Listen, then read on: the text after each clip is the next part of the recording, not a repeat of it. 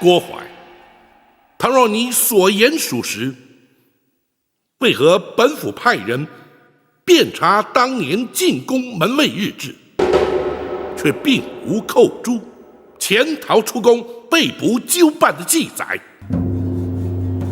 包大人查了门卫日志，本府审案之前，当然要查。回本府问话。当时咱家唯恐坏了金华宫的声誉，刘妃娘娘，也就是当今太后，一向最重公誉，咱家是怕被责罚，所以要求门卫隐瞒不报。哦，是吗？倘若包大人因此而追究咱家失职，咱家坦诚不讳，只是该由内侍省惩处，这开封府似乎就无权干涉吧。不错，本府的确无权干涉。然而，那寇珠身亡之后，遗骸却必须送出宫去，交开封府验尸定验。本府直司开封府府尹，恰恰有权干涉。公孙先生。是。历年来，开封府文书案卷均有归档移交。经查，金华宫程昱寇诛，乃是因为头骨遭撞击破裂，流血致死。那的确是他自己撞的。郭槐，目前并无人认为寇珠是他杀，你又何必急于解释？是咱家多言了，包大人勿怪。公孙先生说下去。是。验尸单上明白记载，尸身上有多处外伤，疑似遭皮鞭抽击所致，显见死者在生前曾遭人施以鞭刑。哦，包大人，这寇珠身上为何出现鞭痕，咱家实在不知啊。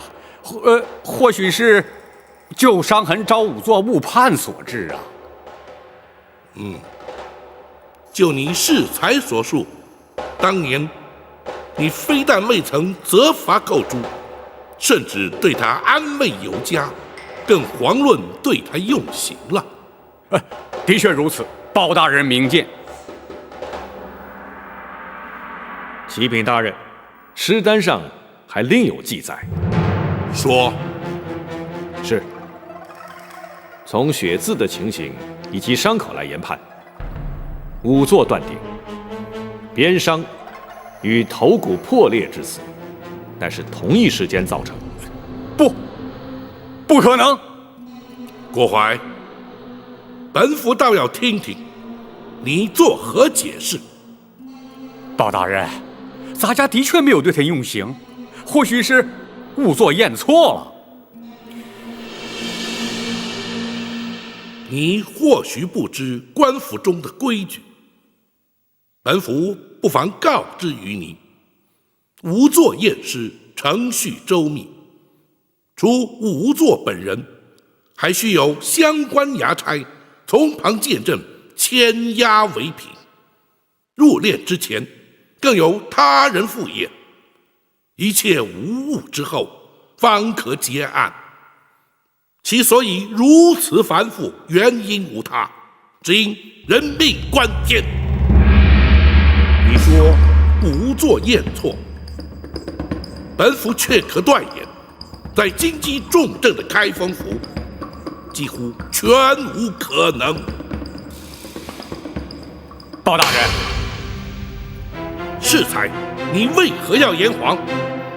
你为何要对寇珠施以酷刑？他可是受刑不过，宁可求死。你又为何要以酷刑将他逼死？凡此种种，原因究竟何在？你若不将当年情形照实说来，休怪本府不讲情面，依法论罪。包大人啊，这事隔20多年，咱家实在是记不清了。可是咱家的确没有说谎啊。当年寇珠是因思念家人，潜逃出宫，咱家何必对他用刑，更何必逼他自尽呢？哼，那寇珠究竟是自尽，亦或是遭人杀害，尚未可知。你如何证明寇珠是思念家人而宁可自尽？包大人若是如此说，那么咱家也想反问包大人，如何证明寇珠他不是思念家人呢？很简单，当年那寇珠入宫之前，根本是个孤儿，何来家人思念？哼！本府诈称寇珠家属为抚恤赔偿上告而将你迎来。本府真正要审要查的是，你为何要对他严刑逼供，置他于死？你竟然设计咱家！咱家立即回宫，请太后娘娘做主。站住！今日你来得去，去不得。包大人，难道你想把咱家强行扣住？即便如此，又有何不可？哼！包大人，你可别忘了，咱家可是后宫的总管，要动咱家，你得先问问太后娘娘。郭槐，若你以为搬出太后就可让本府却步，那就大错而特错。如今你乃是本府审理侦办的杀人凶犯，本府依法将你扣押，便是在皇上面前，本府也毫不退缩。你还想心存侥幸不成？包拯，你来人呐！在。将那嫌犯郭槐押入大牢，严加看管，听候本府再审。是。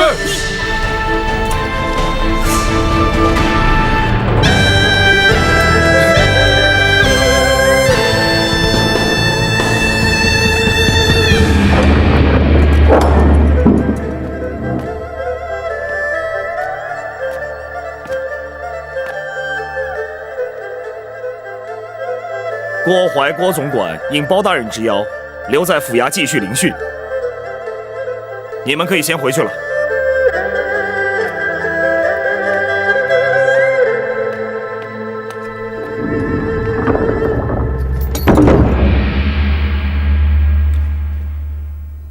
包大人，为何不继续审下去啊？郭槐在应答之间，显然是有备而来。关于寇珠自尽身亡一事，更是早已设下说辞，可见此人刁钻沉稳，兼而有之。若是逼问狸猫换太子一案，必定无功而返。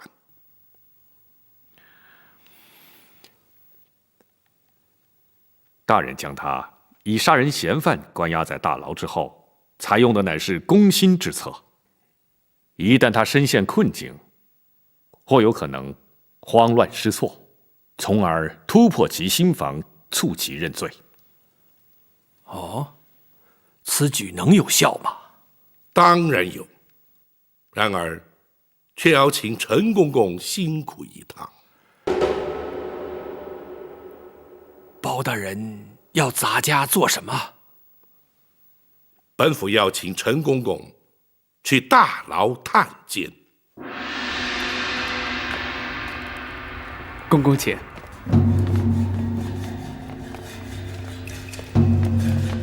嫌犯就关在这儿。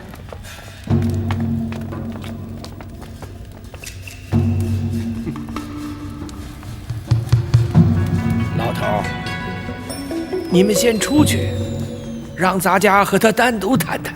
是。走吧。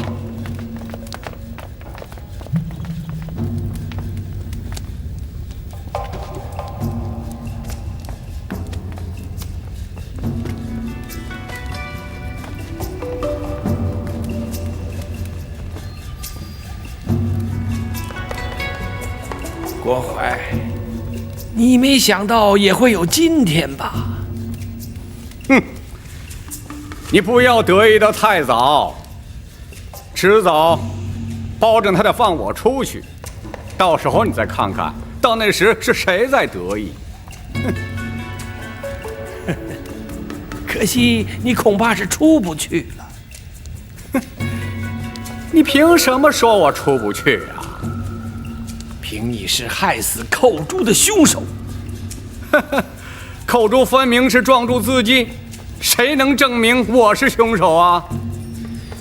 如果你不把他自尽的真正原因说出来，谁又会相信你？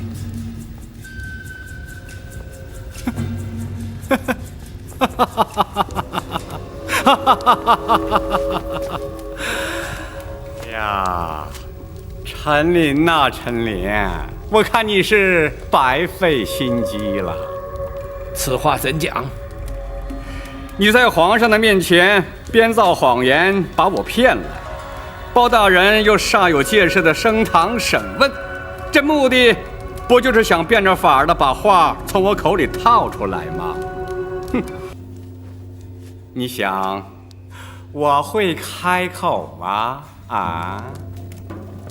从你口中套出什么话来？哼！彼此心照不宣，你又何必佯装不知啊？好，既然如此，我们就把话说明白。当年狸猫换太子，逼死寇珠，诬陷李贵妃的来龙去脉，点点滴滴，包大人都已查明。你若不据实供认，包大人是不会放你出去的。哼！只要我矢口否认，他又能奈我如何呀？他既然知道当年的来龙去脉，就更该知道太后娘娘是绝不会让他为所欲为的。哼！一旦太后插手，向他要人，他敢不给吗？倘若在太后插手之前，包大人就把你作为害死寇珠的凶手予以处斩，又当如何？陈琳，看来你对包拯的了解还远不如我呀！一个公正廉明的包青天包大人，他岂会在无凭无据的情形之下将我处决啊？你，这就叫做君子可以妻之有方啊！郭槐，举头三尺有神明，天理昭彰，报应不爽。你的所作所为，终有一天会遭天谴。30年来，你扪心自问，可曾高枕无忧？午夜梦回之际，你难道能问心无愧？那些因你而惨死的冤魂，可是夜夜前来向你索命。引火自焚的那个冷宫总管秦凤，为李娘娘替死瞒过你验尸的于忠，还有那忠肝义胆舍身全意的寇珠，无时无刻不在你脑海中出现。纵使你躲过杨氏的惩治，却难逃阴间的制裁。不会的，不会的！寇珠、秦凤，还有那个什么于忠，都不是我杀的，他们不会来找我索命的。可是他们都是因你而死。或许如你所说，包大人不会将你处死，但是却会将你关押在此，直到你认罪。或许在这暗无天日的牢房里，那些冤魂就会来找你索命。哼！保证他关不了我多久，只要入夜之后我还没有回宫，太后娘娘就会降旨要人的。那就要看你的造化了。回来！你给我回来！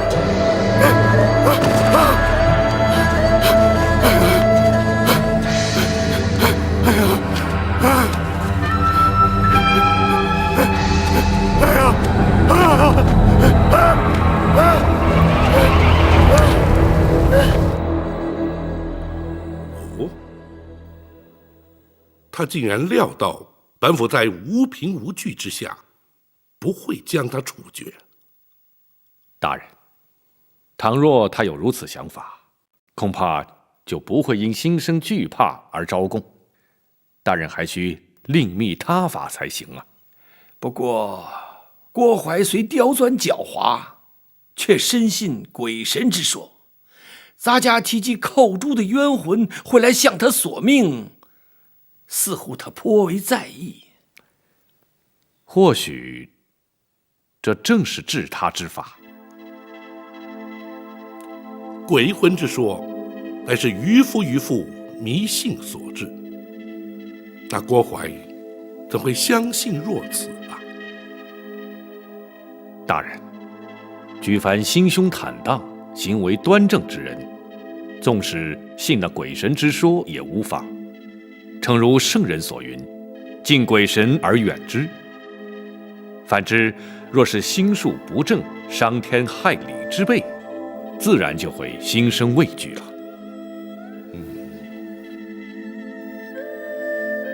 包大人，郭淮所言，他入夜未返，刘太后便会降旨要人，这不得不防啊。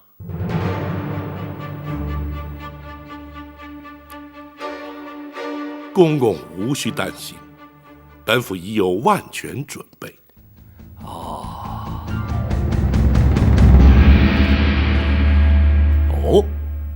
包大人已经将郭淮关押在开封府大牢了。正是。好，以包大人断案之能，那郭淮，不招也难。回王爷，大人却担心不能顺利审讯。哦，这却为何？入夜之后，郭淮若未回宫，太后将会降旨进府，要求放人。那如此一来，岂非前功尽弃了吗？故而大人命展昭前来，请王爷务必亲往开封府走一趟。包大人要本王去？大人说，若要对抗太后遗旨，非八王爷亲临不可。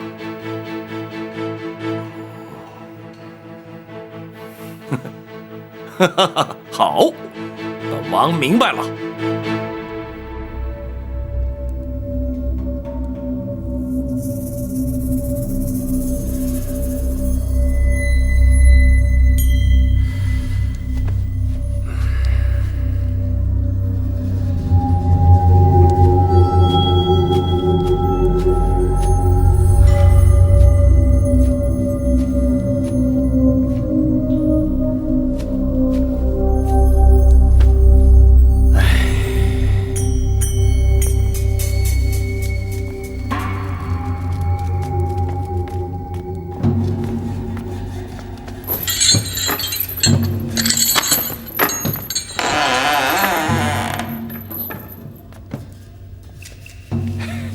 郭公公，请用点酒菜。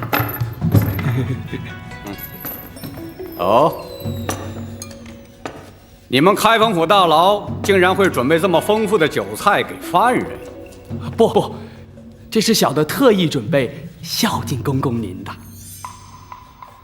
你为什么这么做呀？小的在这儿任职多年，一直没有机会升迁，小的相信公公您很快就会放出去的，还请公公多多提拔。那是啊，天黑以后，咱家自然会出去。哎，我说，现在是什么时辰了？天黑没多久。公公，请。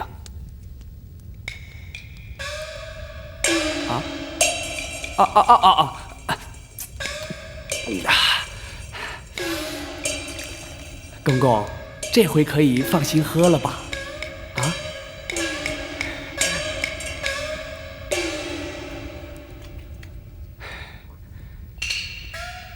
哦！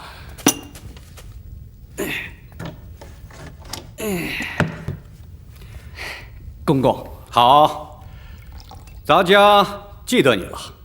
等咱家出去之后，定会少不了你的好处。谢谢公公，谢谢公公，请。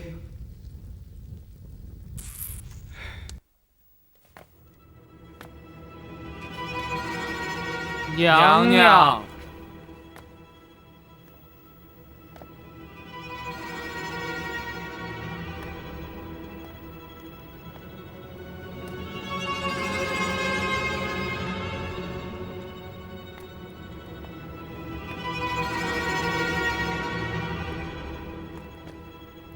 来人呐！娘娘，起来吧。是。郭总管回宫了吗？回娘娘，还没有。随行的卫士可有人回来？都回来了，说是包大人还要留着郭总管在那儿继续审讯。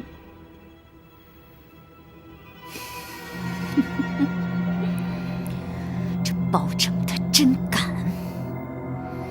去开封府传哀家的懿旨，要他们立刻放人。遵旨。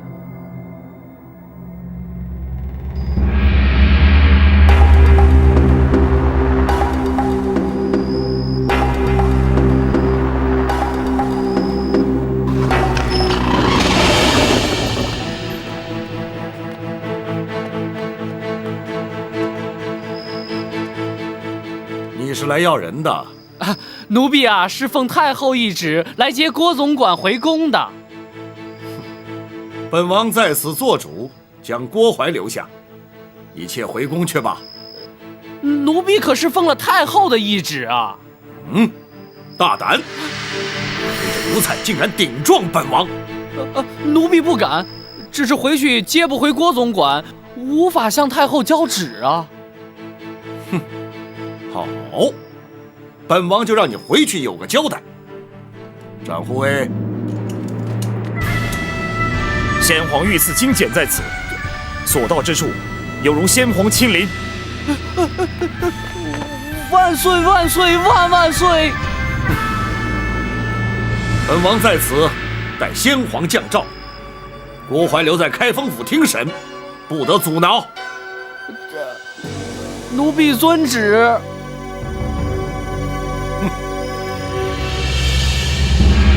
若非王爷亲临，请出御赐金简，包拯只怕不得不将那郭槐释回。包大人总算有用得着本王的时候了。包拯不敢。刘太后必定不肯善罢甘休，甚至会惊动皇上。嗨，不妨事。本王就留在这开封府，直到包大人取得郭槐的供状。多谢王爷。不，这是朝廷的大事，也是我赵氏家族的大事。本王又岂能置身于事外呢？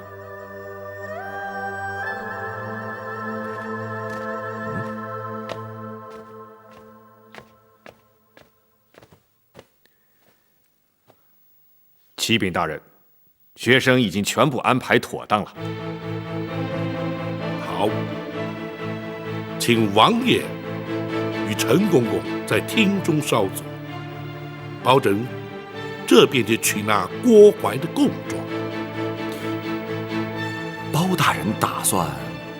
王爷，包大人打算夜审郭槐。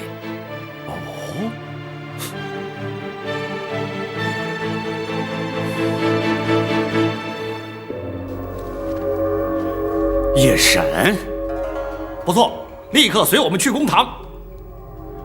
哼，包拯是怕太后娘娘派人把咱家接回去，所以才急着夜审。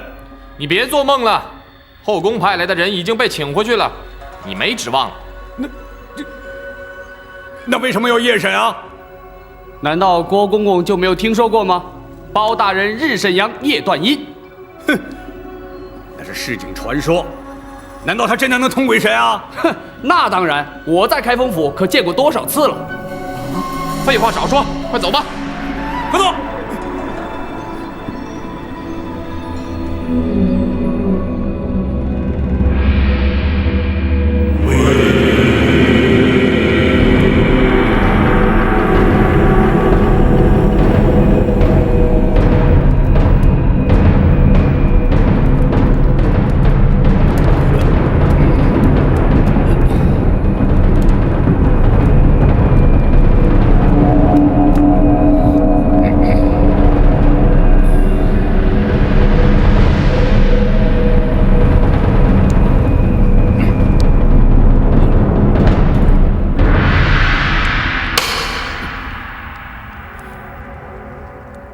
郭淮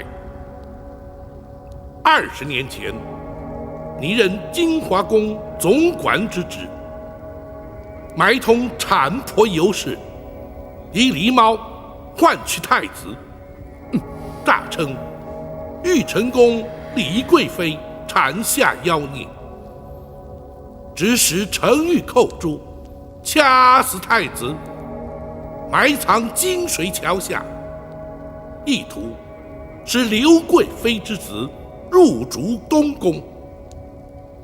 凡此种种，你可承认？包大人，咱家根本不知道你说的是什么，我凭什么承认呢？住口！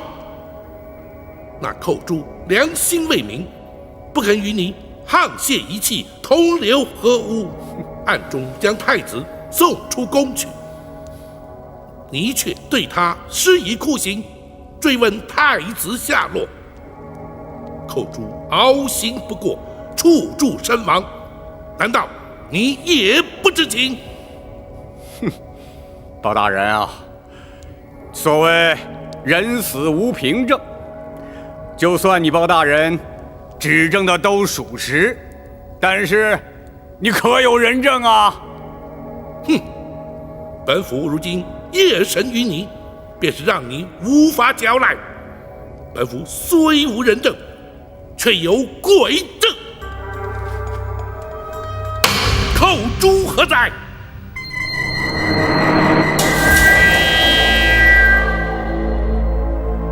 冤魂寇诛，叩见包大人。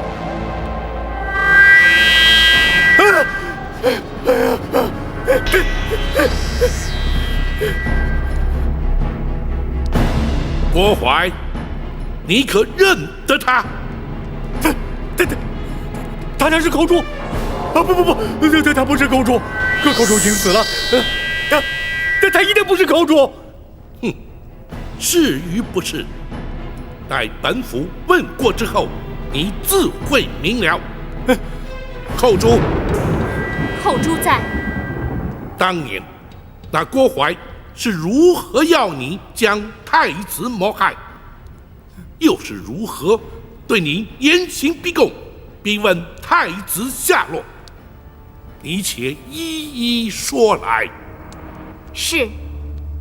李娘娘临盆之时，郭淮串通产婆尤氏，以剥去皮毛的狸猫替换出生的婴儿，要寇诛将婴儿装在竹篮之内，带离玉成宫。郭淮要寇诛将婴儿掐死后，埋在金水桥下。寇诛见小太子纯真无邪，睡相香甜，心生不忍，于是决定违抗郭淮之命，寻人帮助。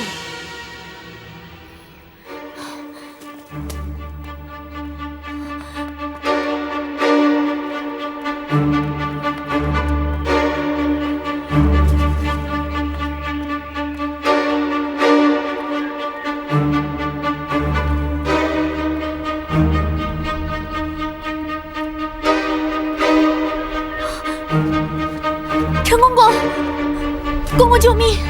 寇诛当时你可是将小太子交于陈琳带出宫去？是。寇珠向郭淮谎称已听命将婴儿埋葬，郭淮没有怀疑，并未追究。郭淮，你可有话说？是，他一定是听陈琳说的，他才真的不是寇珠啊！陈琳是让他来作为证的呀！你且继续听下去。寇珠，既然那郭淮并未追究，却又为何在对你施以酷刑，追问小婴儿的下落？回报大人，李娘娘被打入冷宫之后，寇珠明知她是遭郭淮陷害，却不敢明说，更不敢透露小太子的情形。你为何不说？寇珠唯恐说出实情，小太子假死，会被郭淮发现。你说下去。寇珠只能偷入冷宫，对李娘娘言语安慰，谁知竟被郭淮得知。寇珠虽搪塞其词，郭淮却对小太子之事起了疑心。然后呢？郭淮逼问尸骸埋藏之处，寇珠只得胡乱指点。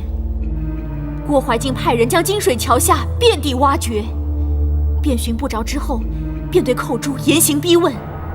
寇珠谎称慌乱之中记忆不清，郭淮不予置信，继续用刑。寇珠唯恐受刑不过，说出太子下落，只得撞柱身亡，以死明志，让他们误认寇珠所言事实。这件事情，你怎么会知道啊？你抽在我身上的鞭痕犹在，我撞柱身亡的血迹未干。你虽然派人刷洗金华宫的殿柱，却洗不尽你心中的梦魇。如今，寇珠要借包大人夜审阴司之便，向你索命，以解我20多年的心头之恨。郭淮，还我命来！别过来！别过来！别过来啊！还我命来！郭淮，包大人啊，你寇珠，阴阳末路，人鬼殊途，你不可接近生人。包大人，寇珠要将郭淮带到阴间，交由阎王处置。不，那郭淮既在人世，就该由阳间的律法制裁。郭淮，包大人，你可先不让他过来呀！制裁寇珠所言，你可认罪？认，我承认啊，可那些事情都是刘娘娘的主意啊。是否如此？本府自会追查。既然你已认罪，公孙先生，学生在，让他画押。是。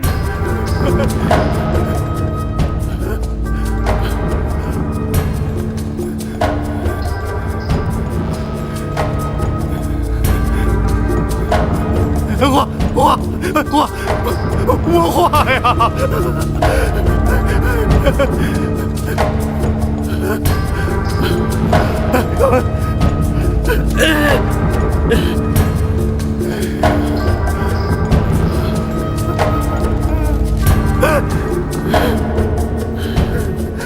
来人呐！在。将郭淮还押大牢，听候宣判。是。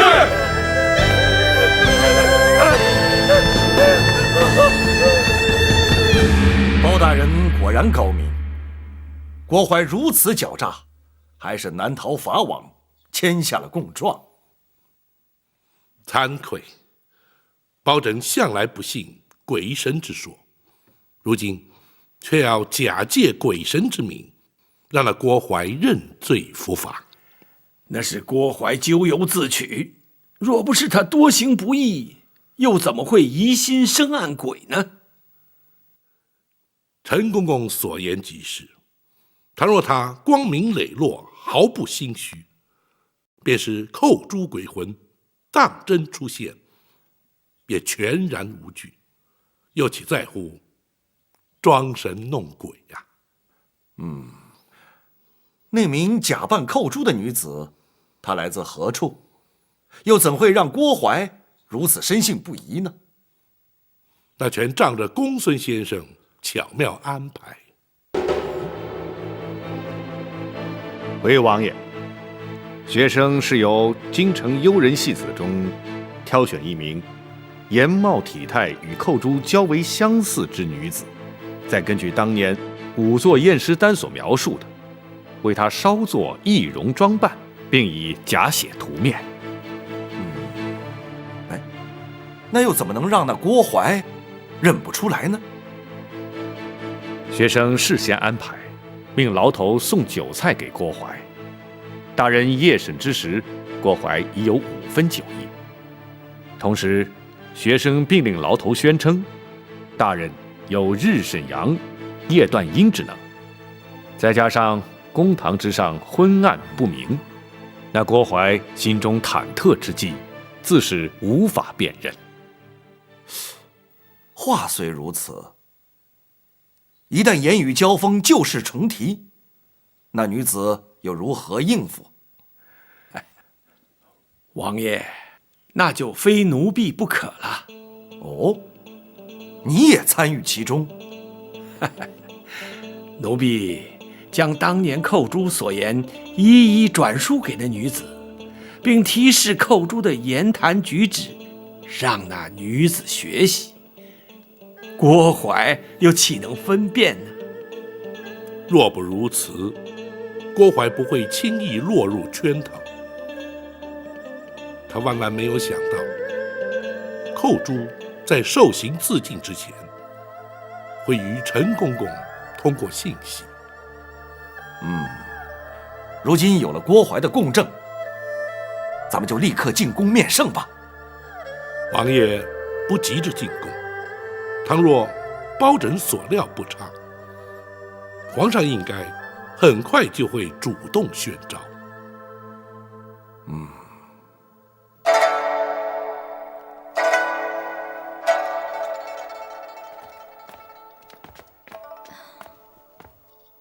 母后，皇上来了。母后夜半不眠，命人招儿臣来，是为了……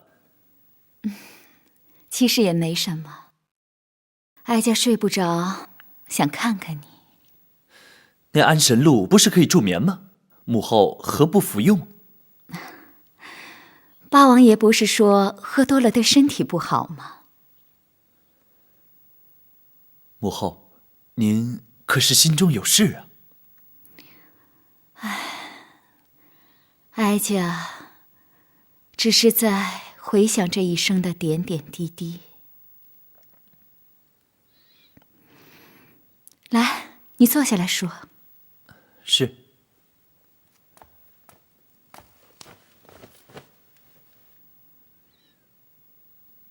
哀家14岁，以才女之名被选进宫来，和后宫所有被选来的女子一样，过着宫墙内与世隔绝的日子。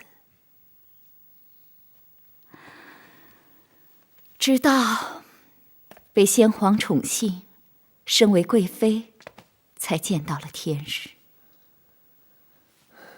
后宫佳丽3000，其实却耽误了多少女子的青春啊！不仅如此，在后宫争宠是时有所闻的事，彼此勾心斗角，貌合神离。只有一个人和哀家情同姐妹，相互扶持，可是他却被打入了冷宫。母后说的，可是那位葬身火窟的李贵妃？你知道她？她就是幼年时儿臣误闯冷宫遇见的那位。母后还记得她给儿臣的玉佩吗？记得。母后，她究竟是为什么被先皇打入冷宫的呢？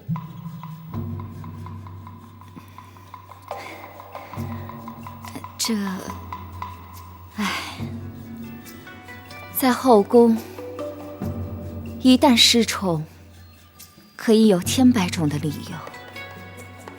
母后说的不错，所以儿臣才要郭淮废除冷宫，重修宫院。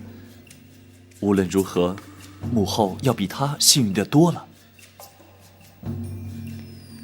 不错，陈皇后去世之后，母以子贵，哀家被先皇立为皇后。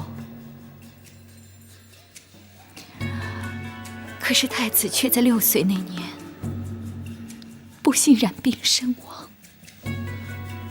母后不要难过，母后虽经丧子之痛，可是还有儿臣孝敬。如今贵为大宋朝的皇太后，那些不愉快的日子是不会再来了。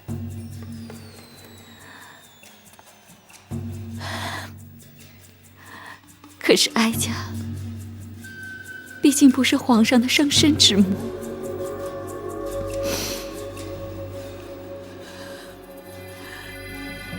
哀家最担心的是，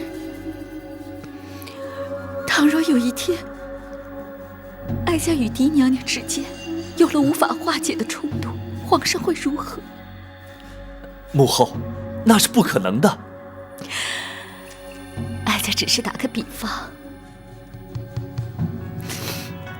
如果真有那么一天，皇上会如何？如果真有那么一天，儿臣必定会痛苦万分，左右为难。生育养育实在难分轻重。不，儿臣不会让这样的事发生。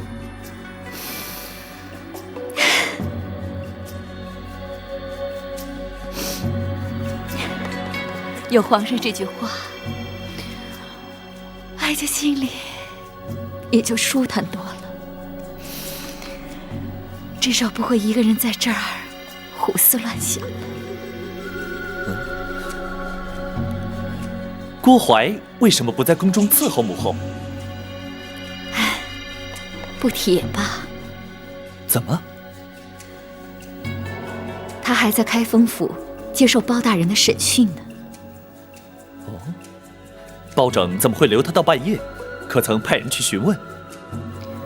没有用的，连哀家下旨要开封府放人，都被打了回来。什么？包拯竟敢抗旨？倒不是包大人抗旨，而是八王爷。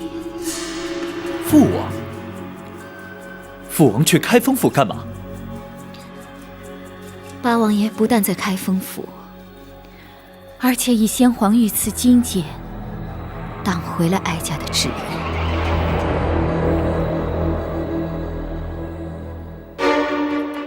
皇上派人前来下旨，要大人连夜进宫。果不其然。展护卫，皇上只宣包大人一人进宫。回王爷，正是。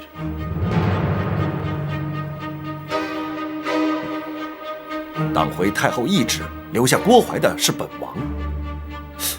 皇上为何不宣本王和包大人一同进宫呢？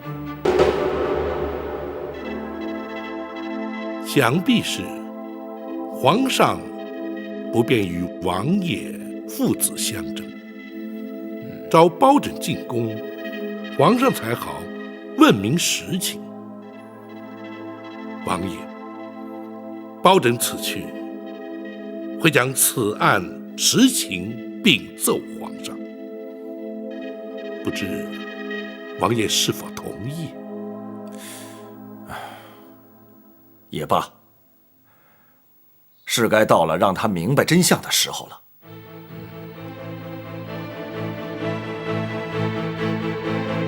好吧，本王立刻回府，若有需要，本王立刻进宫。多谢王爷。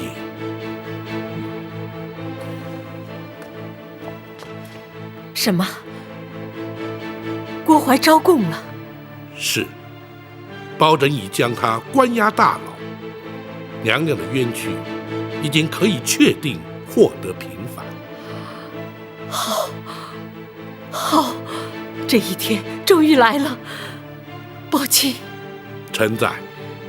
哀家什么时候能够见到皇上？臣奉旨连夜进宫，会将全案实情向皇上禀明。娘娘，请等候包拯回禀。哀家就等你回来。娘娘今夜尚未诊治，请容学生为娘娘施针。好，好。来，娘娘小心。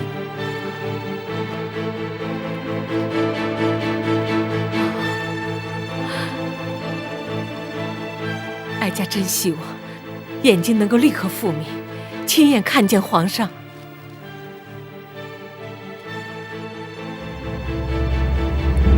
究竟是怎么回事？郭槐去开封府只是作证，你为何不让他回宫？回皇上，郭槐设计一桩重大阴谋，犯下重大刑案，臣乃是依法关押。岂有此理！无论他犯下何等重罪，太后遗旨既已下达开封府，你怎敢抗旨不遵，拒不放人？甚至还要父王请出先皇的御赐金简。皇上可知，八王爷从不干涉朝政，亦不曾插手任何案件。先皇御赐金简，更从未请出动用。朕当然知道，能让八王爷请出御赐金简，绝非一般刑案。更何况，此案还与八王爷自身有关。什么？与父王有关？郭槐所涉之案，关乎后宫争斗、皇室秘辛，故而八王爷必须出面，包拯不敢放人。竟有此事！郭槐供状在此，请皇上御览。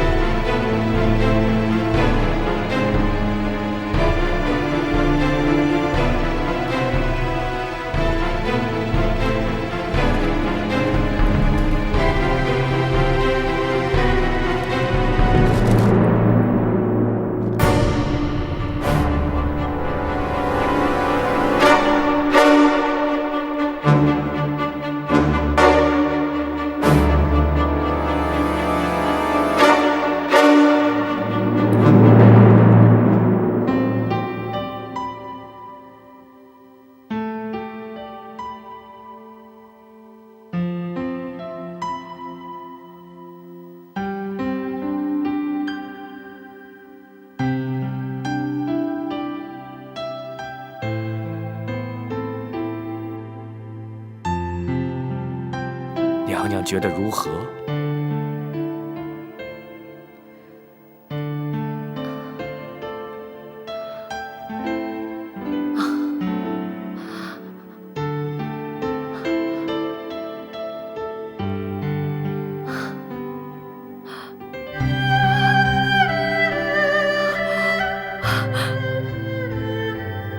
我看见了，我看见了。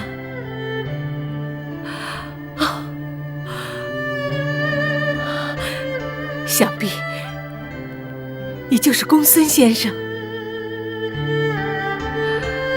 学生正是公孙策。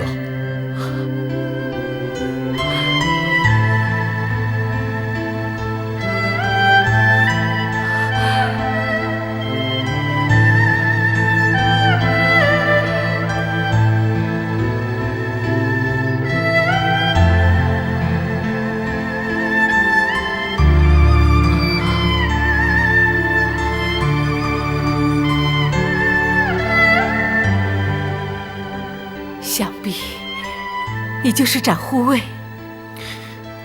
恭喜娘娘双目复明。公孙先生的医术，可真称得上是华佗在世啊！不敢当娘娘谬赞。娘娘双目出狱，还请尽早安歇吧。不。哀家要等包大人回来，哀家要立刻进宫去见皇上。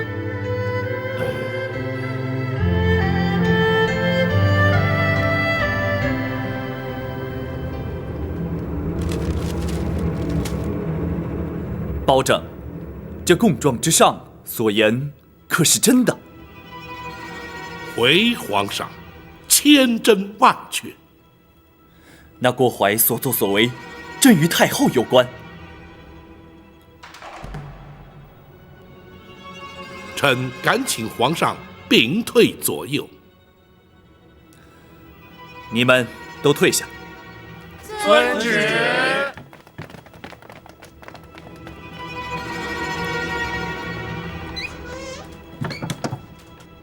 你说。回皇上，当年狸猫换太子一案，太后便是主谋。放肆！你竟敢在朕面前污蔑太后！臣据实禀奏，绝无半句虚假。当年太后与丽仪贵妃同怀龙种，先皇许诺，生下太子便册立为皇后。为图大位，太后方才出此下策，否则那郭槐不过是一名太监阉人，又怎敢犯下如此大逆不道、惊天动地之案？那金华宫程昱寇诛，因此状注自尽了。正是。郭槐当堂画押，坦诚罪状，此案已成定案。然而，在这供状之中，并未提及寇诛他舍命救出的婴儿，下落何方啊？回皇上，寇诛将婴儿交给了陈琳陈公公，藏在宫盒之内，夹带出了后宫。啊，然后呢？难道那婴儿未能逃过此劫？不，婴儿安然无恙，被送进了南清宫八王爷府。什么？那如今婴儿安在？八王爷以皇子之名，将婴儿留在王府之内抚养。且慢，算起来，那婴儿与朕同庚，朕只有长兄，并无幼弟，何来以皇子之名留在府中抚养之说？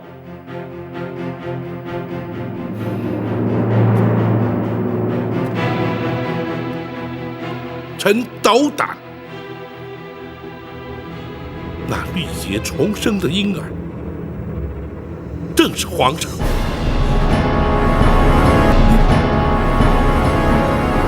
你说什么？当年八王妃狄娘娘也同时有孕在身，却不幸早产夭亡，而且未及呈报。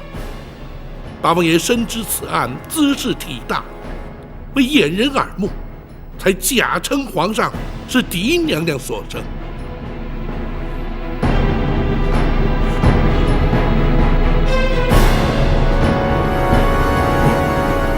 不可能！朕分明是父王亲自选入宫中，列为太子的。包拯，此事非同小可，你不可胡言乱语。臣绝不敢胡言。八王爷如今正在王府之中静候，皇上可宣召王爷进宫，当面询问。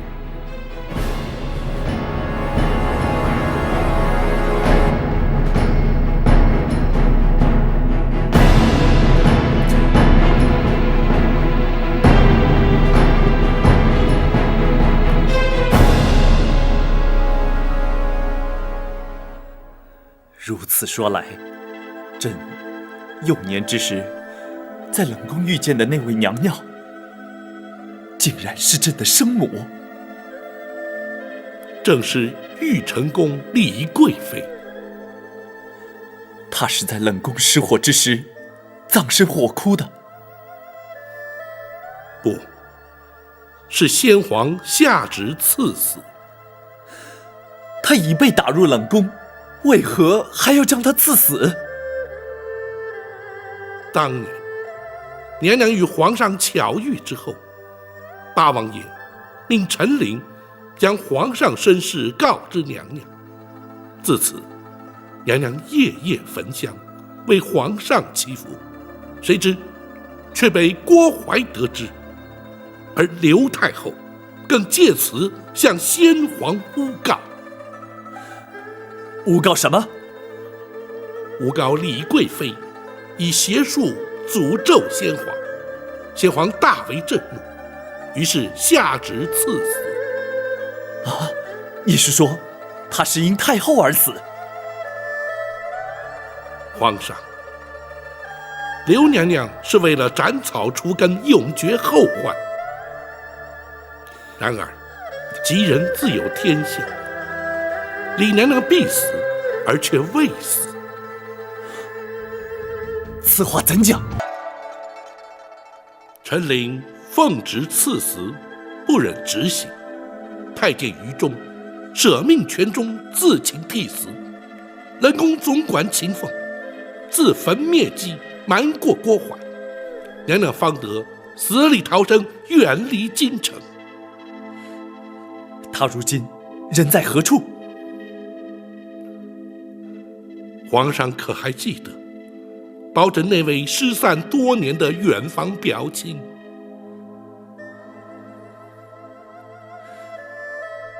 你是说，朕在仁寿宫遇见的那位老夫人？皇上，那位双目失明的老夫人，正是当年的李贵妃，皇上的生身之母。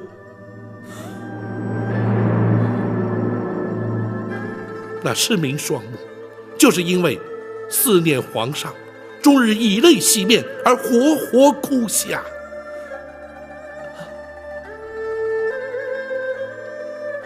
如今，皇上对当年狸猫换太子一案的前因后果均已明了。臣恳请皇上下旨，追究刘娘娘之罪，迎李娘娘进宫。包拯，你……李娘娘如今正在府衙之中翘首等候包拯回禀。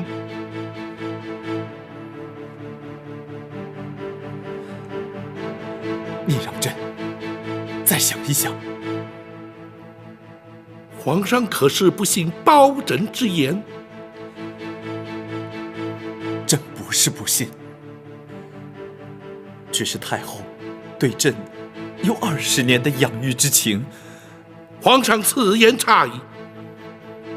刘娘娘虽对皇上有多年养育之情，李娘娘却对皇上有10夜怀胎之恩。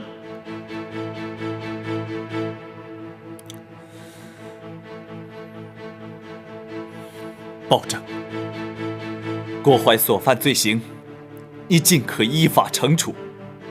我皇家之事，你就不要再插手管了。皇上念养母之恩情，而置生母于不顾，传之天下，岂不让黎民百姓斥为不孝？包拯天威人臣，又岂能不闻不问？住口！包拯，你不过是小小的开封府尹，是谁给你如此大的权限？朕不让你管，你就不准再管。来人呐！在。将包拯轰出宫去。遵旨。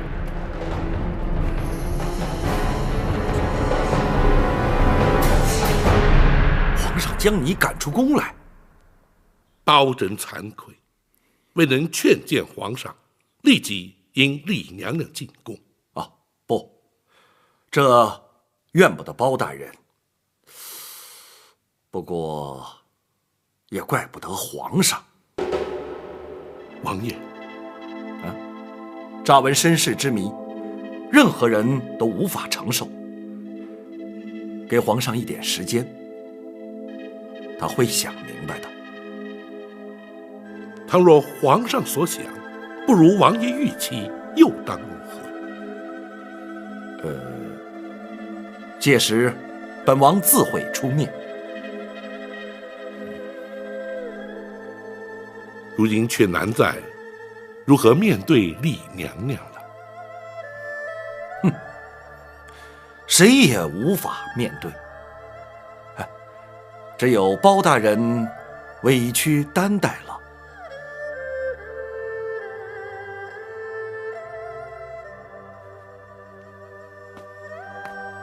大人已将全案禀奏皇上了。郭槐可由本府依法处断。那太后和李娘娘呢？詹护卫在。如今郭槐已被关押，娘娘的安全也已无虞，就让白玉堂先回陷空岛。他毕竟是个江湖人，不让他知道此案的内情比较好些。大人要他戴罪立功，为何不带他进宫面圣？暂且不要，待此案所引起的余波平静之后再议。是。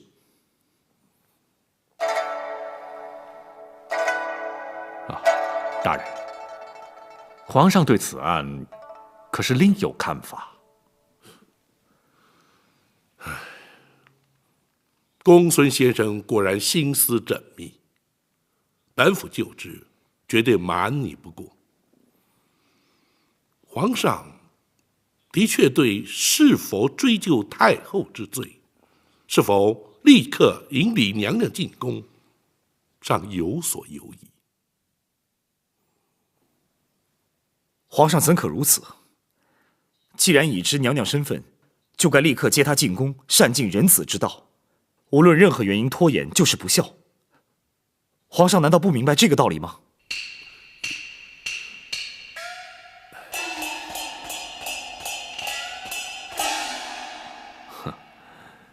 或许对皇上而言，生育养育同等重要，而难以取舍。既是皇家恩怨，外人也就难以智慧。公孙先生，请恕展昭不能苟同。仁子孝亲，天经地义。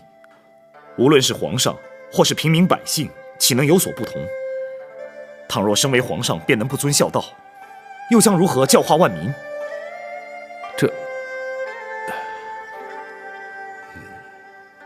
展护卫言之有理，本府定会向皇上据理力谏。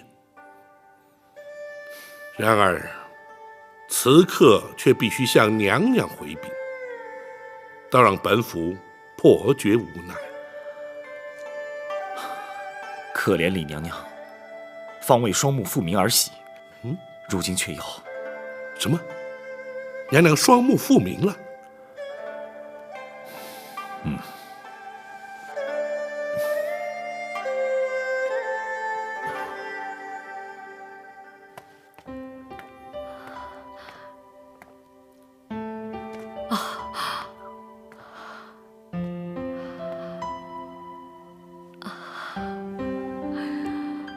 宝琴的形象面貌，与哀家心中想象的很是接近。臣恭喜娘娘重见光明。哀家的喜事不只是这一桩，能够重见光明固然可喜，能够亲眼看到朝思暮想的皇儿，那才是真正天大的喜事。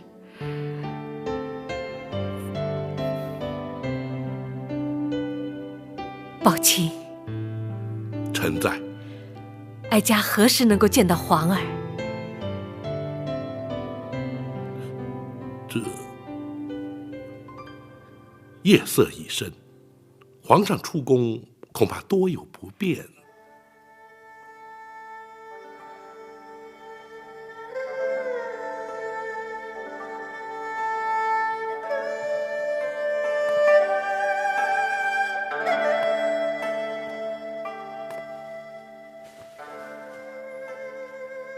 那好，既然皇上不便出宫，那你带哀家进宫如何？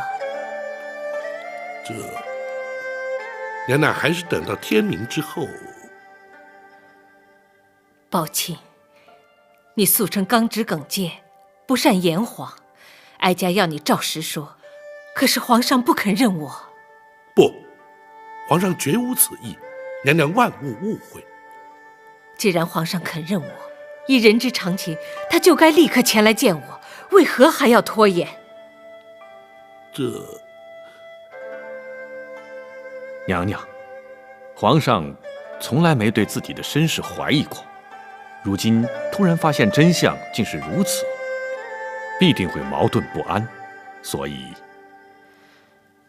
好了，公孙先生，你不必安慰哀家，哀家心中明白。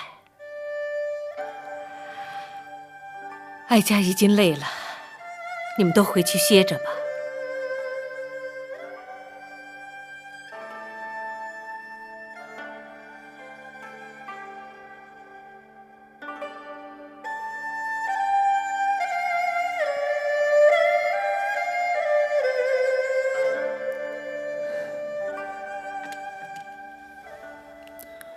我以后真的要当皇帝吗？我可不可以不要做皇帝啊？不可以。不过你可以选择做个好皇帝呀。怎么才能做个好皇帝呢？要仁慈，要孝顺。仁孝这2个字如果做到了，就会是个好皇帝。我是个好皇帝吗？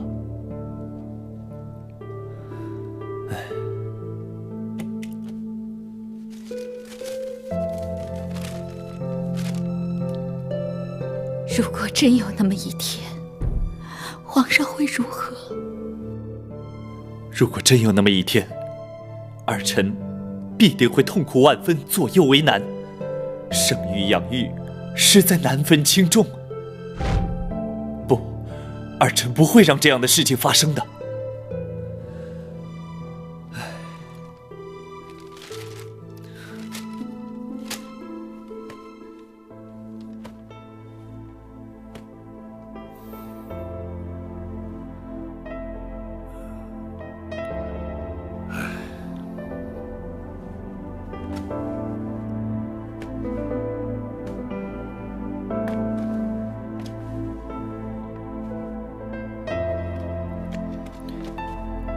大人，白玉堂回去了，属下要他回献空岛等候通知。娘娘可曾安歇？没有，娘娘枯坐房中，不言不动。难为她了。大人，展昭有一言，不吐不快。你说。娘娘历经千辛万苦，忍受无比煎熬，如今总算可以平反，皇上却多有顾忌。展昭想尽娘娘心中之苦，已忍无可忍。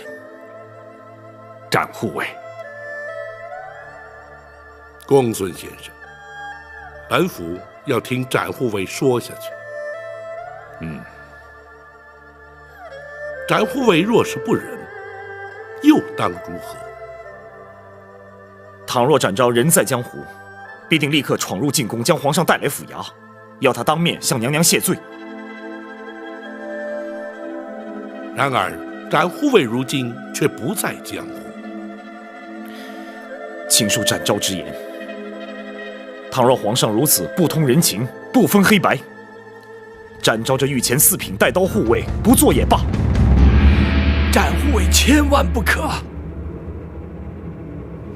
展护卫，说得好，大人。展昭果然不愧为展昭，毕竟不同于一般。慢说展护卫心生不平，便是本府也绝不做事。明日一早，本府就进宫面圣。倘若皇上不肯听谏，这开封府服营之职，本府也绝不眷恋。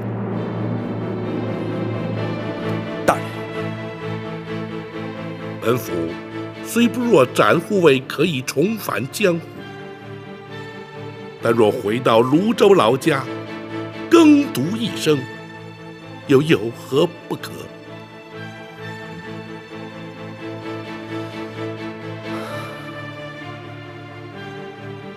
大人，兹事体大，还请大人三思。公孙先生，我辈读书之人，入世所谓何来？若不能分清黑白，据理力争，又如何整生民于水火，解百姓于倒悬？今日不能为娘娘平反，明日又如何为百姓洗冤？与其谈高官厚禄，而唯唯诺诺，尸位素餐，不宁求公理正义，而轰轰烈烈，青史留名。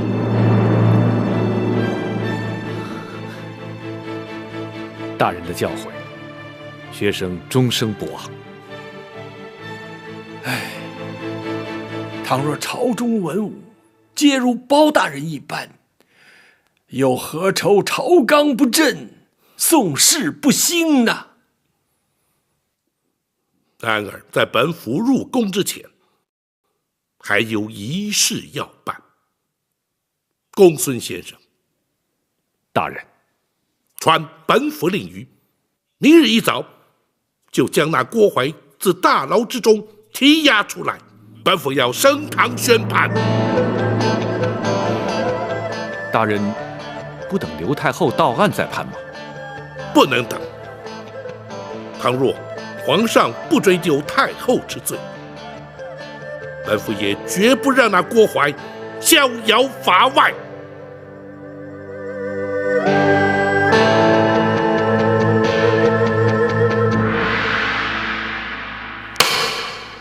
堂下听判。郭槐，你身为内侍，就该安分守己，你却为了迎合主上，挑起后宫争斗，勾结产婆尤氏，犯下滔天大罪，逼死程昱后主，企图掩饰罪行。本府以大宋律例判你扎刀之刑。来人呐！在！糊涂的伺候。是。保着！洒家是后宫总管，你不准杀我！本府奉旨将你依法惩处，怎会无权？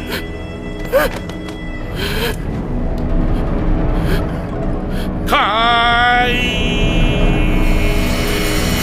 打！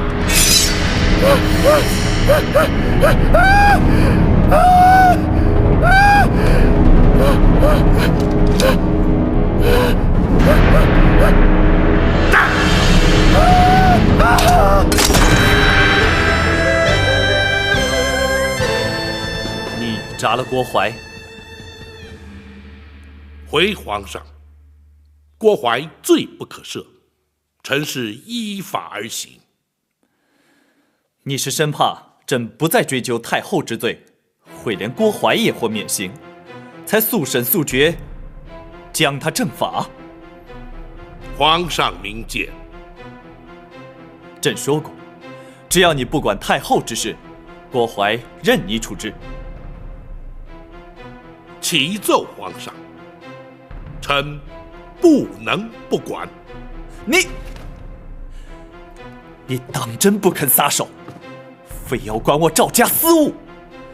你可知道昨夜朕在生育之恩与养育之情之间的矛盾挣扎是彻夜难眠？难道你非要逼朕不可吗？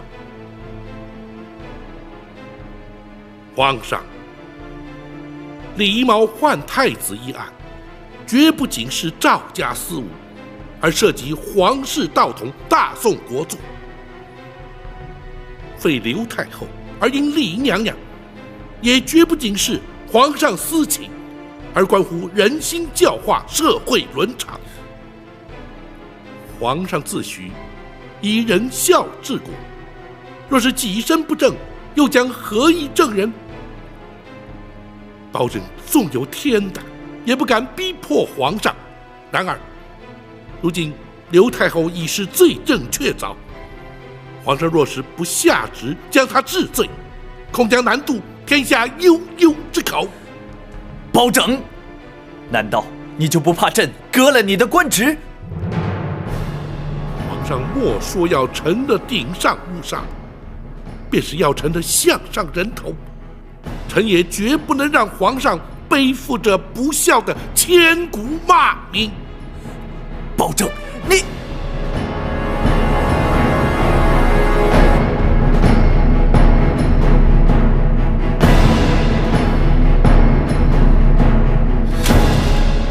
郭槐全招供了。除此之外，朕也已知道，那位双目失明的老夫人，就是当年冷宫的李贵妃，也就是朕的生母。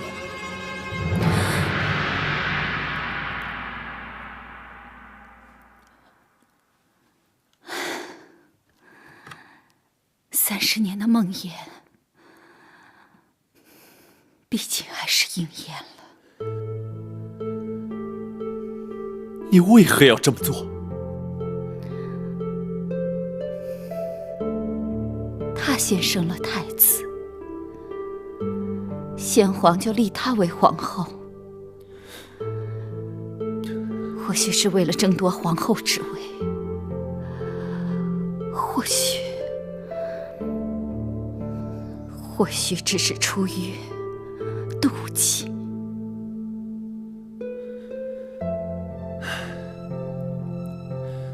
她是你在宫中唯一情同姐妹、互相扶持之人，你为何要妒忌于她？勾心斗角、争权夺利，在后宫不足为奇。眼里看的是这些，学的也是这些。你是皇帝，永远也无法明白权势有多重要。朕的确不明白，可是朕却明白做人之理。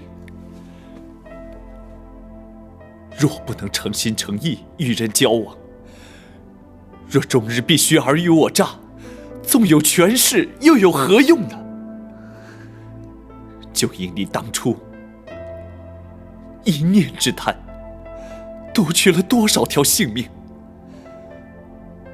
？20年来，朕一直把你视为身生之母，如今你却让朕陷入天人交战的两难之境。你要朕如何抉择？你又将如何自处？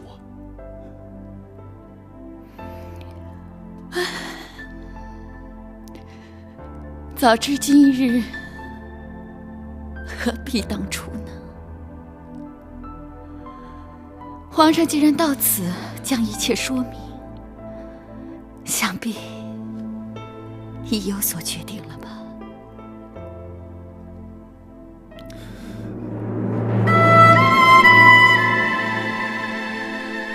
儿臣叩谢母后20年的养育之恩。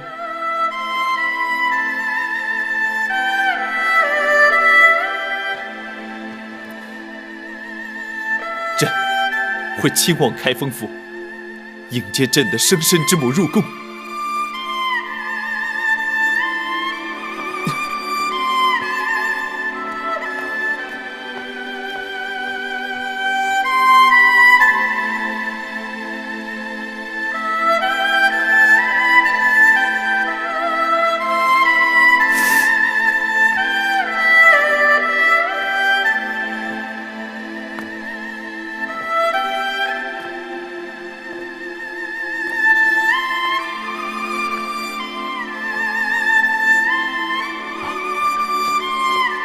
皇上，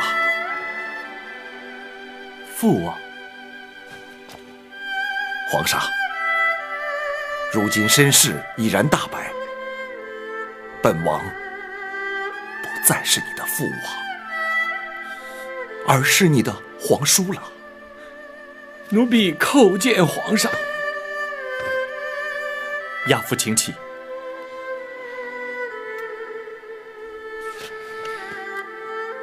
奴婢唯恐皇上不满包大人言辞顶撞而降罪，故而自作主张将王爷请来，还请皇上恕罪。包拯直言敢谏，朕并没有怪罪于他。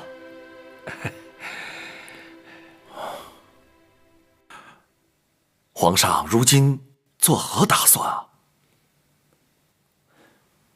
朕一命包拯将太后官服带回府衙，朕稍后便去接驾。皇上圣明啊！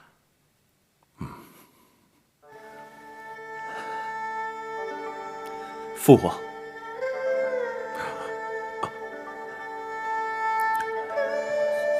皇叔，你可知道，朕此刻的心情是五味杂陈，百感交集。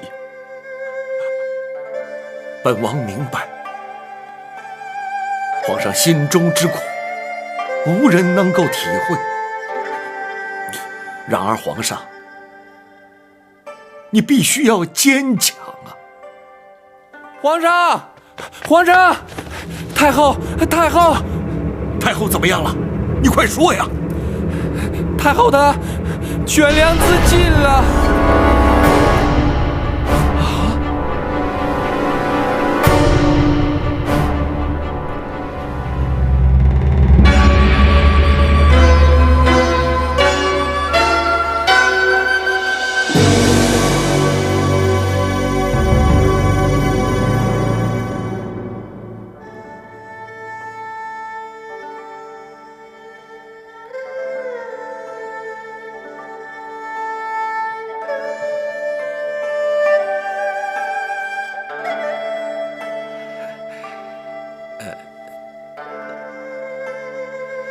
娘娘，圣驾已在厅中等候，还请娘娘尽快更衣呀。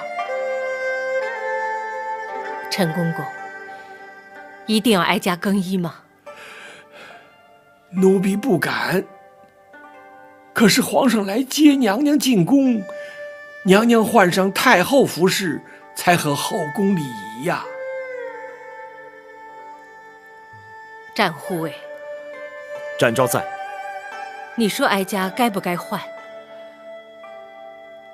娘娘心中虽对皇上不满，但如今既已拨云见日，娘娘思念多年，终于如愿以偿。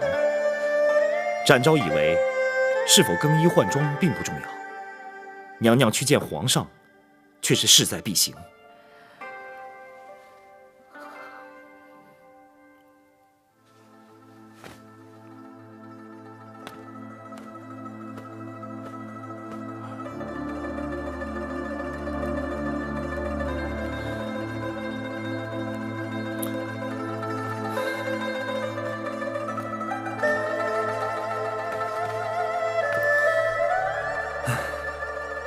朕言至此时才来，太后必定心生不悦，还望皇叔、包卿替朕多美言几句。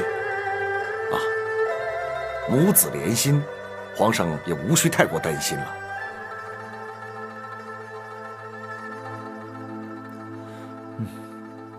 包卿，皇上，秦恕包拯不敢过问皇家事务。你，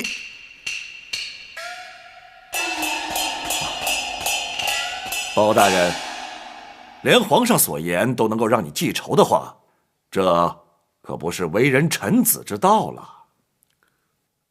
包拯不敢，只是臣敢请皇上预做准备。娘娘不悦之心，恐非三言两语便能释怀。迟来迎接母后，乃是朕咎由自取。太后若是降罪责罚，朕也无话可说。太后娘娘到。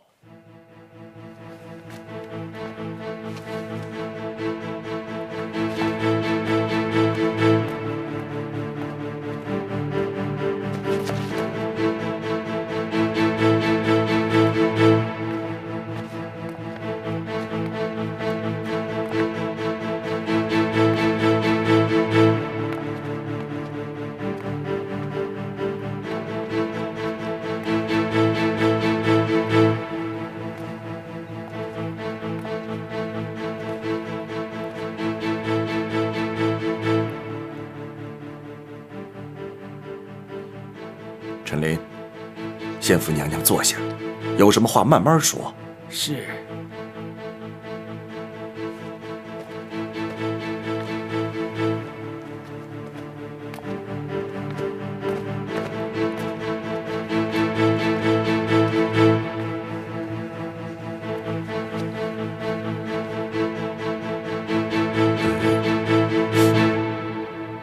皇嫂，你双目不是已然复明了，为何闭目不张啊？皇上，娘娘不肯更衣换装，奴婢实在没有办法呀。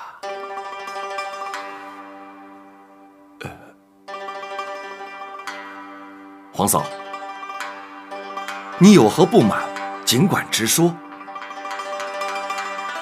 别让皇上尴尬，也免得让大家为难呐。八贤王，并非老身有意刁难。既然皇上不肯认我，我又何必看他？母后，且慢。如今已是我不认你了。在母子未相认之前，老身不以皇家自居，你也休要以母后相称。皇叔，皇嫂，皇上若是不肯认你，又怎会亲临开封府来接驾呢？您就看在本王的薄面上，原谅于他。毕竟他是一国之君，当今的皇上啊。八贤王，恕老身直言，皇上又如何？皇上难道不是父母所生？我为他饱尝10月怀胎之苦，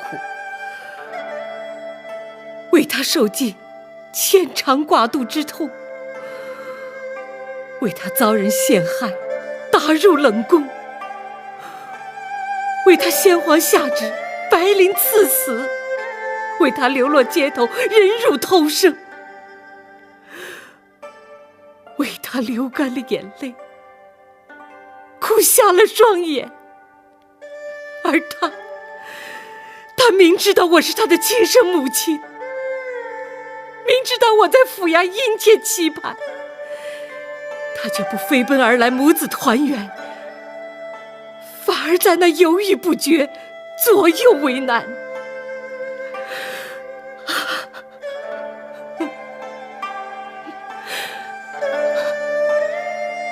此情此景，怎么不叫人痛心疾首？老身又怎么能够原谅他呢？儿臣该死，让母后饱受折磨，儿臣罪该万死。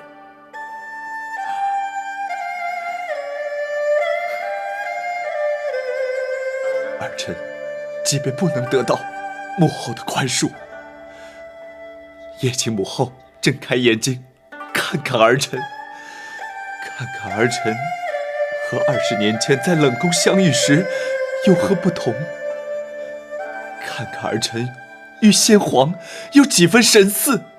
母后，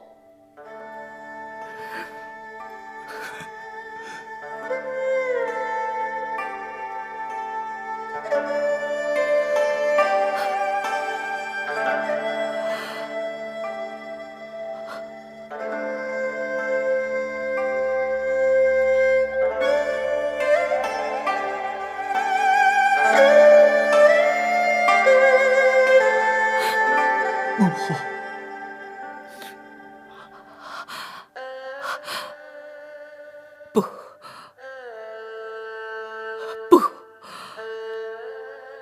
不能就这么简单。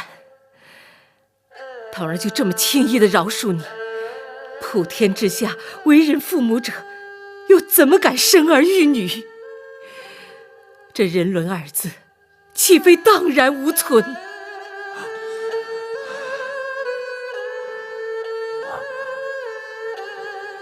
皇嫂，你要如何才肯认他？要如何责罚他？你才肯原谅他？儿臣愿意接受母后任何惩罚。在母子相认之前，老身只是一介平民。包大人，包拯在。倘若民间百姓犯了不孝之罪，该是如何惩罚？娘娘，不论如何惩罚，若要想老身认他，除非包大人先依法办他个不孝之罪。宝琴不得推脱，朕命你立即升堂，将这一不孝之罪究办，不得有误。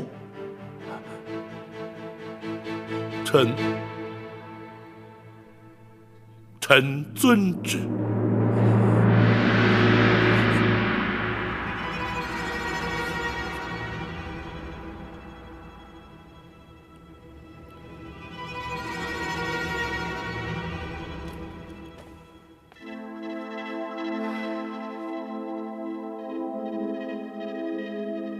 这的确是本府自入世以来从来没有遇见过的难题，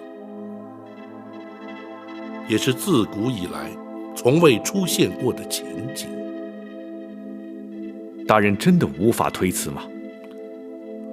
无法推辞。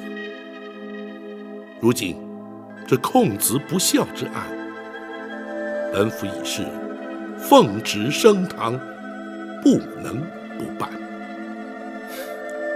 太后是原告，皇上是被告。大人这主审官，的确是前无古人，后无来者。展护卫似乎不以为怪，想必有所看法。属下不如大人有多年办案经验，也不如公孙先生熟知律法行文。然而却知太后娘娘心中所想。哦，本府愿闻其详。娘娘与天下为人母者并无不同，口中要办皇上不孝之罪，心中却必定舍不得。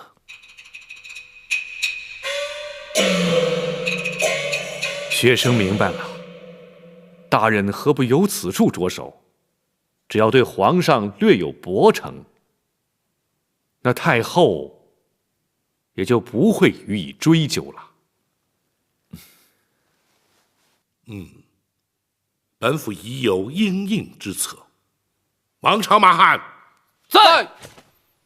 传令升堂。是。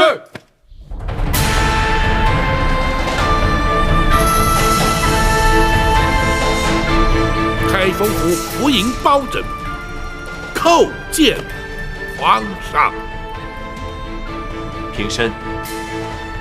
谢皇上。叩见娘娘、王爷。包大人请起。谢娘娘。来人呐！在。升堂。是。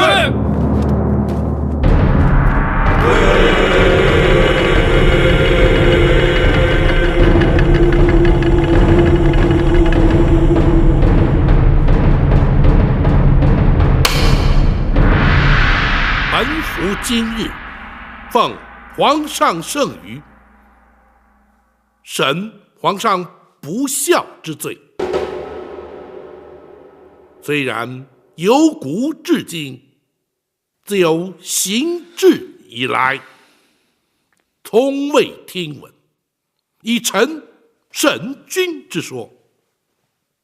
然而，王子犯法与庶民同罪，律法之前无贵贱之分。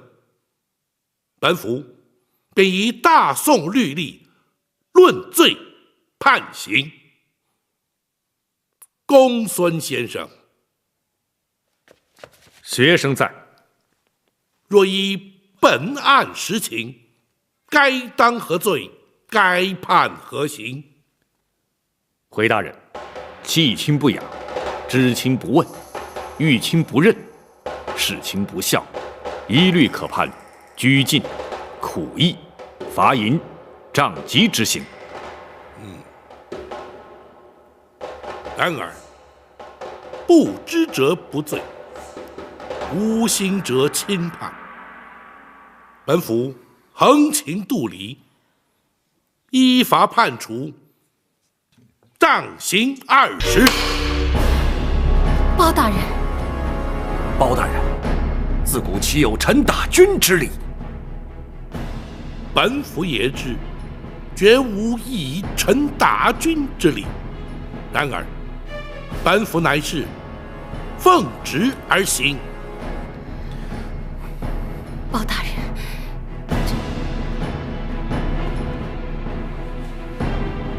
皇上，无妨，包卿，你就依法行刑吧。臣遵旨。来人呐！在。为皇上宽衣脱袍。是。不得无礼！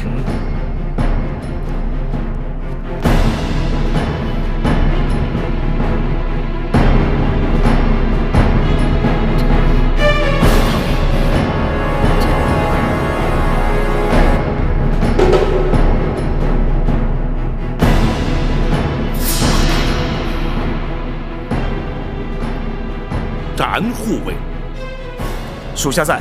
待本府行刑。遵命。自古以来，臣不打君，本府奉旨，不得不打。王朝、马汉灯笼照虎，在。将龙袍押上堂来。是。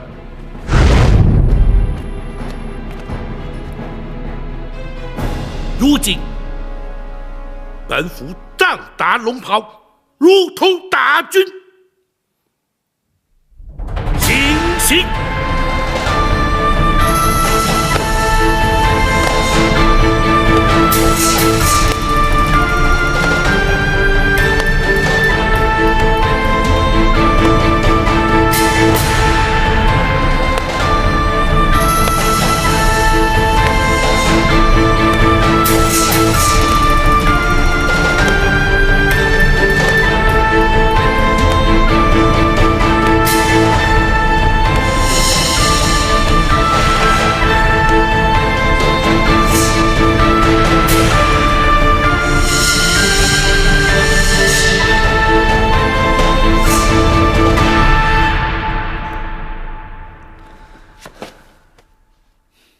若非包卿机智，恐怕朕要出尝这杖刑的滋味了。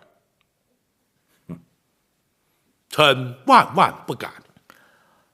皇上，白玉堂入宫盗佩，只是一时冲动。如今他已经将功补过，还请皇上特赦免罚。那是当然，太后与亚父受他保护，足以将功折罪。谢皇上。如今幸得母后相认，其实真正该赎罪的，应该是朕。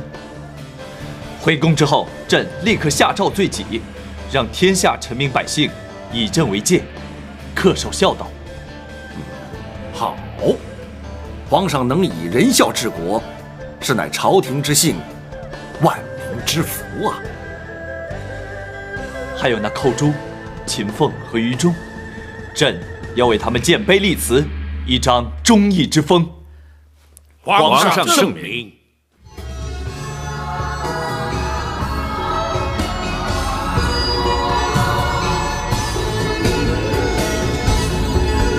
真心好，旧的总会被看到，不需要记着让别人知道。真承诺，友谊才是宝，将国人情冷暖最明了。现在将谁傻瓜演成